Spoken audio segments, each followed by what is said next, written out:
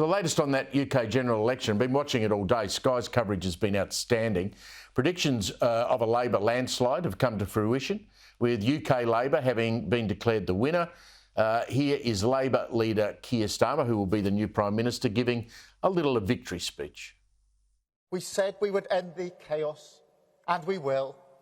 We said we would turn the page, and we have. Today we start the next chapter, begin the work of change, the mission of national renewal, and start to rebuild our country.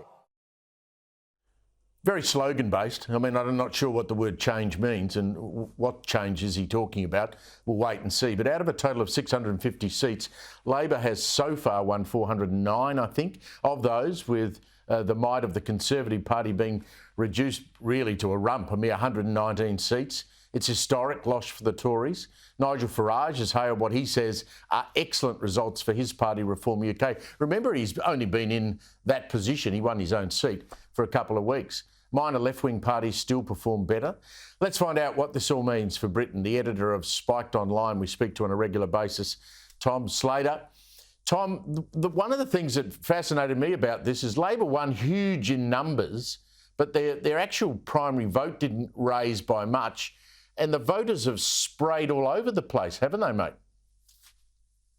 Absolutely. And I think that's really one of the details which is now coming out, which is this is a landslide, but it's one that is oddly hollow. So, as you say, you have got this historic vote tally for them. I mean, it's a little bit short of where Labour were in 1997 with New Labour, but still it's an incredible turnaround from where they were just 5 years ago. But at the same time, their vote share is at about 35%, which is historically low for a party which is claiming a majority government. Interestingly, any of its dynamism, any of its surge really came in Scotland, where you basically had Labour reclaiming its hegemony there, which over the course of the past 10 or 20 years has been claimed by the SNP, but they've collapsed. In England, the Labour vote barely budged at all from 2019. In Wales, it actually went backwards. So this was very much a case of, with the exception of Scotland, Labour kind of standing still while the Tories collapse. And I think that's, in the days ahead, going to become a lot more clear that whilst we do have a Labour majority government, there has been no kind of ringing endorsement of its programme or its leader in that sense. Yeah, the lengthy analysis of this is going to be fascinating. Let's talk about Farage, Nigel. Seat of Clacton, he wins it. He's only been campaigning there for a few weeks. Here's a part of his victory speech, and really what he's saying is this is the start for Reform UK. We've got a long way to go. Let's have a listen to what Nigel said. This Labour government will be in trouble very, very quickly. We will now be targeting Labour votes. We're coming for Labour, be in no doubt about that. This is just the first step of something that is going to stun all of you. Tom, I think that's the 10th time, isn't it, that he's tried to get into Parliament. He's finally there. How real is Reform UK, and is he right that this party can now expand from, what did they get, 5 seats to maybe more?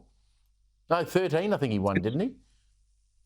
I mean, in terms of the seat count at the moment, I mean, it's 4 that have been confirmed. There's only really a few more seats left to go, so it'd be unlikely to shoot up much further than that. On paper, that doesn't sound like very much. But first of all, if you look at their actual tally of the vote, it's roughly about 15%, as you suggest. And so it's the sort of thing where this is still incredibly significant from where they began, which is really up until this campaign began and Farage threw his hat into the ring and retook control of the party, basically. They were more or less nowhere, unlikely to stand in all the seats and so on. So this is a significant victory. The other thing is that they came second in almost 100 seats. And these are, some of them actually in the north of England, places where Labour have traditionally been quite strong. So what we're now seeing is that not only have Reform secured the destruction of the Conservative Party in this particular election, at least in this particular electoral phase, but increasingly, they could be a challenge to Labour, which is what Farage in his previous incarnations was. He would take votes off the Tories, but he would also take votes off the Labour Party as well. So whilst on paper those 4 seats might not look like a hell of a lot, it's potentially a launch pad for a much bigger incursion into electoral politics for Reform if it can meet the task that's ahead of it in the next few years. Here's the million-dollar question I want you to answer because you're there. The rest of Europe lurches to the right and UK goes centre-left. How does a country in Western Europe do that and go completely the other way? Or is the simple explanation, Tom, is that people were fed up with the Conservatives? They've been there 14 years. I think they had 5 prime ministers and they said, righto, we're going to give the other mob a go. I think it is that. This is an election that the Conservatives lost, not one that Labour won. Even the BBC pollsters are telling us that at the moment. And I think also what we're seeing across Europe and across the West in general is that you now basically have 2 factions. You've got the populists and the anti-populists. We're just at a particular time where the anti-populists are in power. They've benefited off of the collapse of the Conservatives. But I think the story, not just of reforms incursion, but also what's been going on in Europe recently, is that it really won't be long until that dissatisfaction with the establishment is going to be felt. Because whatever Keir Starmer is, he's thoroughly a man of the establishment and all of its failed orthodoxies. Just finally, can Labor keep the borders secure? Well, they haven't really shown much inclination to do that. I mean, Keir Starmer's plan seems to be to get rid of the Rwanda scheme and just hope for the best. If he's got any sense, he will try and clamp down on this particular issue, but he's shown no signs of any of that common sense so far during this campaign. Great to catch up, Tom Slater. Thank you very much, mate. Thank you.